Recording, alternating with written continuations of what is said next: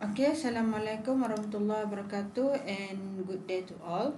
So we continue our lecture for chapter 1 transmission line theory. As all already know that we have 3 weeks to complete the transmission line theory part 1. No, chapter 1, and each of the week we divided the chapter 1 into 3 parts. Okay, part 1 is concentrated on the mathematical calculations, all the formulas related to the transmission line. In the second part is how we evaluate the transmission line using the Smith chart. The first one is how we evaluate the transmission line using mathematical calculations. The second one, Smith chart, and the third one is how we are going to make our load match with our transmission line. So we have to introduce the impedance matching. Okay. Then we go into our slide. Previously we stopped at this example 1.1, where in this example you need to calculate the characteristic impedance of the line given the value of RLGC and the propagation constant. You have to know about how to do these complex operations, square root of multiplication or square root of division. Okay. So before we go further, I would like to go into the big picture of this part 1. So we can go into this. I already make it as a summary for the part 1. What you already learned and what you're going to learn in part 1. Okay, so the summary here. We already go through the equivalent circuit. Okay, this is the transmission line example. So chapter 1 is about the transmission line. So this is the examples of the transmission line. Any of this transmission line, first of all is you have to know on how to convert it into the equivalent circuit and what is the label of that equivalent circuit. So this is the equivalent circuit of the transmission line. So we have the resistance, inductance, shunt resistance, and the capacitance. Okay, so this is usually a lossy transmission line, meaning that this transmission line has a loss.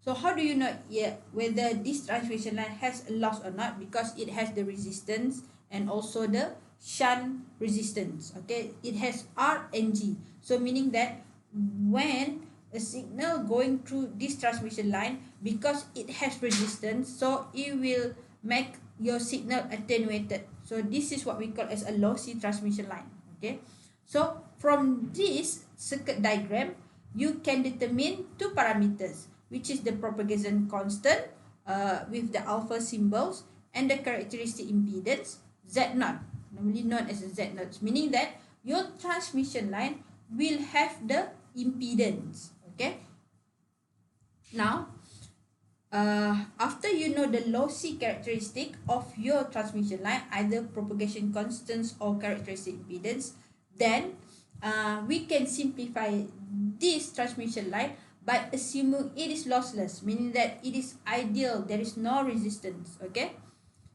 so this is the formula of the alpha propagation constant and the formula of the characteristic impedance. This propagation constant will describe about how much attenuations that will be occur when going through this transmission line, which is known as alpha. Okay, so the propagation constant will describe your transmission lines in terms of attenuations and in terms of the phase constant. Okay, characteristic impedance is just describe your define your impedance of that line. So but we call it as a characteristic impedance Z0. And then we can consider ideal cases where we can assume that transmission line have no loss, meaning that there is no resistor in that transmission lines, meaning that the attenuations is 0. There is no attenuations, so that we can we can easily calculate certain parameter. This one is ideal case, definitely will not happen in the practical world, but to simplify our calculation, we can assume the resistance and the shunt resistance is negligible, meaning that it's can be it's very very low, so that we can assume there is no attenuations. Okay,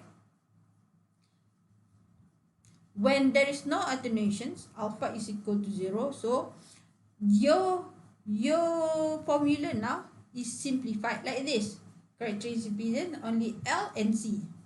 Same thing with this beta and propagation constants. Okay, after that,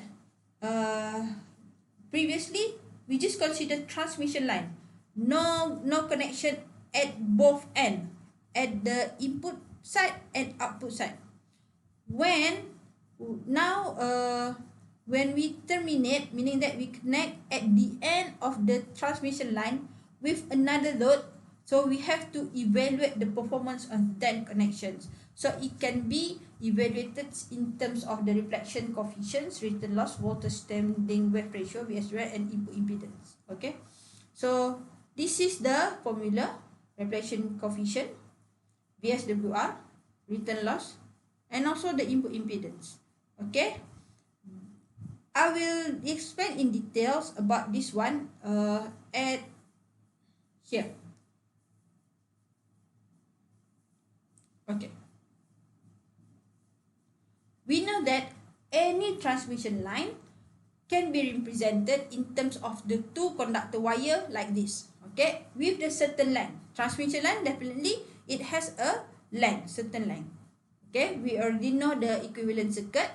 From this equivalent circuit, we can identify the value of the characteristic impedance Z0 and the value of the propagation constant, where this propagation constant can define the attenuations, Nipper per meter, the unit is Nipper per meter, and the phase constant. Okay, so that what is the for lossy condition. Lossless, when resistance and G is equal to 0, our attenuation is equal to 0. So this is the formula, Z0 and also propagation constant. Okay, this is when you only have transmission line without any connections. Now we put, okay, now here at this condition, you have this transmission line is connected to the load. Now when it is connected to the load and you are connected to the signal source, what happens is that you will have incident wave in forward wave and reflected wave in the in the reverse direction. Okay, so this evaluation is, we want to see whether our how much our signal can be transmitted until at the end of the load. So we have to evaluate the performance of the transmission line to see the matching performance. When we put the load to at the end of the transmission line, which has a Z0, so we want to see the matching conditions of this connection. Okay, so how we are going to evaluate the match condition? What does it mean by match? So matching meaning that, okay, match meaning that maximum power delivered to the load. That's match. If no matching at all, no power delivered to the load. So matching conditions meaning that it will give you the performance of your terminated transmission line with the load, whether your signal can go through this transmission line or not. If it is matched, all of your signal 100% is transmitted at the end of your transmission line. If it is not matched, what happen? it will be a certain of the power will be reflected back to the signal source. Okay, so how are we going to evaluate? We have like previously, we have reflection coefficient. So that is the formula. For example, here this is the circuit. The reflection coefficient is usually represented in terms of the magnitude and the phase. Okay, so it has a point, so meaning that the you can read the reflection coefficient, or you can give the value of reflection coefficient at any point, of your length. Okay, of your length. If you calculate it, ZL minus Z naught over ZL plus Z naught, you will get at any point, any length, you will get the same magnitude, only the phase is different. So either you go at the beginning of the length or at the end of the length, the magnitude will be the same. Okay, so the value here, the range will be from higher than 0, lower than 1. If reflection coefficient, the magnitude is 0, meaning that it is matched. So all the power is delivered to the load. If it is equal to 1, it is the worst case where it not match at all, so no power delivered to the load. So that's how we evaluate from the value of the reflection coefficient. You got 0, meaning that your load impedance is really matched with your transmission line characteristic impedance. If equal to 1, it is worst case that not matched at all. If between 0 and 1, there is a percentage that certain power is reflected back to the signal source. Okay, second one, okay, this one is unitless. For the reflection coefficient is unitless. For the return loss, it's represented in dB, so just related to the magnitude of the reflection coefficient. So also here you can know, if it is the value is infinity, it is matched. If it's 0, worst case, all the signal reflected.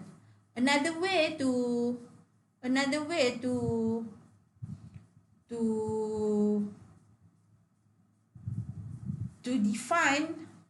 evaluate the performance of the transmission line is the VSWR.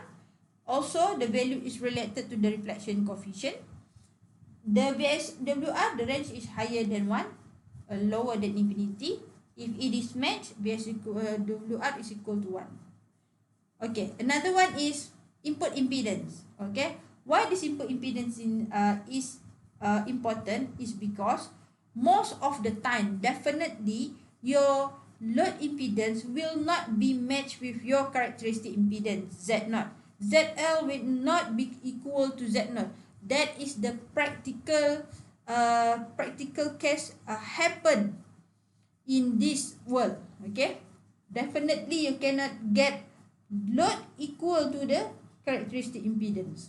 Okay, so what happened is that you have to know how to calculate the input impedance, because by knowing the input impedance, later you can introduce a matching network to make your characteristic impedance match with your load. So that's why we have to know how to calculate the Z-in at certain length. Okay,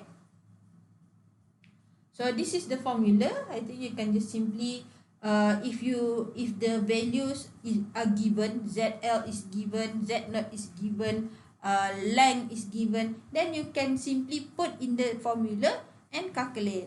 So that's all the important parameter that you have to know in this chapter 1 part 1. Okay, so firstly is about the circuit. From that equivalent circuit, you can get the characteristic impedance and also the propagation constant. Why you have to know that characteristic impedance Z0 is because of, you see here, the Z0 here will be useful for you to calculate these parameters. Reflection coefficient, when you know the reflection coefficient value, you can calculate the return loss, you can calculate the VSWR, and also you can calculate the Z-in, if you know the Z0. That's why the first thing that you have to know is the equivalent circuit. From that equivalent circuit, you can calculate the Z0. And propagation constant, because in that propagation constant, you can know what is the value of the attenuations of the transmission line. Okay. So after you know this equivalent circuit, how to get the values of Z0, how to get the values of the propagation constant, then you can connect your transmission line into any load at the end of your transmission line. So you can connect transmission line with the load impedance. But what happens when you connect your transmission line with the load impedance, Z0 with the ZL, it will give you certain performance of the reflection, because if Z0 is not equal to ZL, meaning it is not matched, so it will introduce a reflection to your signal source. Okay, so what does it mean by reflection? Meaning that not all of your signal are transmitted to the end of the transmission line. So you should be like, have to evaluate whether the load will make how many reflections when connected to the Z0. So how you are going to evaluate that? There are three parameters: reflection coefficient, return loss, and VSWR. Zin is for you to know, so that you can see how much is the mismatch. Then from the values of the Zn, you can use this one letter to design your matching network. So in the slides, there are examples. We already go through example 1.1, where in this example, it gives you the values of your equivalent circuit, the lump components of equivalent circuit, for you to calculate the characteristic impedance and propagation constants. The question is very straightforward. You just substitute all the values, but you have to know on how to press on your calculator. If you have division, just divide the magnitude. The phase, you have to minus and divide by 2, because it is square root. And for the multiplication, the phase you have to plus both, add both and divide by 2 because of the square root. So you have to know how to convert to Cartesian, how to polar fault, and how to do the complex number operation. Okay. Second question. Okay. The second question, example 1.2, is similar to example 1.1. It's just at this example, you have to compare the values of the characteristic impedance and the propagation constant between lossy and lossless condition. So this one also very straightforward. As long as you know how to press your calculator, how to do the complex number operation, then you can follow this. That one is lossy condition. At the lossless condition, alpha is equal to 0. So you can simplify the formula, the previous formula, you got this one. So it is very straightforward. Okay. Example 1.3. Example 1.3 is just to calculate VSWR, reflection coefficient, the magnitude of reflection coefficient, and the return loss. Also this one very straightforward. Any of the value is given, as long as you use the correct formula and you know how to press your calculator, then you can get all this answer. Okay. And last one is how to calculate the Zin. Okay. This question, a source with 50 ohm source impedance drive a 50 ohm transmission line that is 1/8 of wavelength long, terminated in a load ZL is equal to 50 minus J25. Calculate reflection coefficient. You see here, reflection coefficient gamma, there's a L here, subscript L, meaning that you want to calculate the reflection coefficient at the load. Okay. Second, VSWR. Third, Zin, seen by the source. Okay. So first of all, just convert these sentences into graphical representations. Okay, so this is Z naught. Okay, Z naught is given. So here Z naught is given 50 ohm transmission line. So that is your Z naught. Okay, then you have 50 ohm source impedance. Source impedance is this one, which is next to your signal source. You have the length of 1/8 lambda. 1/8 lambda. Okay, and then you have the load impedance 50 minus J25. So that is 50 minus J25. So when you have these graphical representations, then you can do the calculation. So this is the formula. It's very straightforward.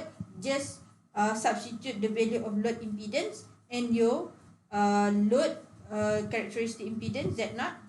Substitute, you got the answer. And don't forget to, okay, you see here the formula is in terms of Cartesian, where you have x and yj. Okay, but don't leave the reflection coefficient value in x and yj. You have to convert it into magnitude and phase. Okay, you have to convert into magnitude and phase, because in the reflection coefficient you want to know what is the value in terms of the magnitude. If you leave it in the Cartesian, you cannot know what is the magnitude, because from the magnitude previously, you see here, from the magnitude itself, either it is 0 or 1. From 0 to 1, you know whether your load it's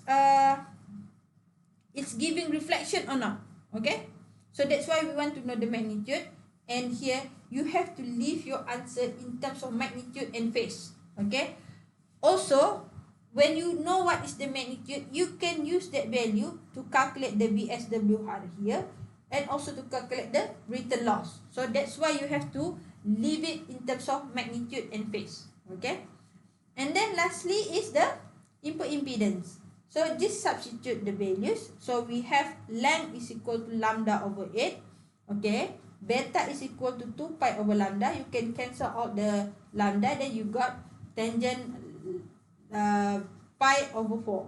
Okay, tangent pi over 4. Substitute in this equation, then you get the Z8. And usually Z8, just leave it in X and Y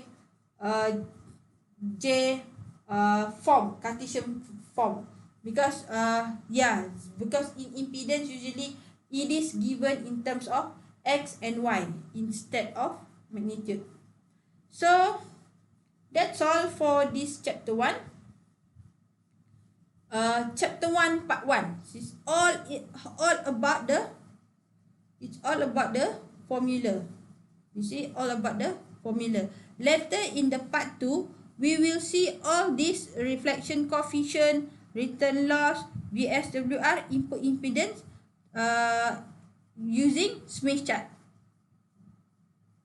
So that's all for chapter 1 part 1. Okay, thank you.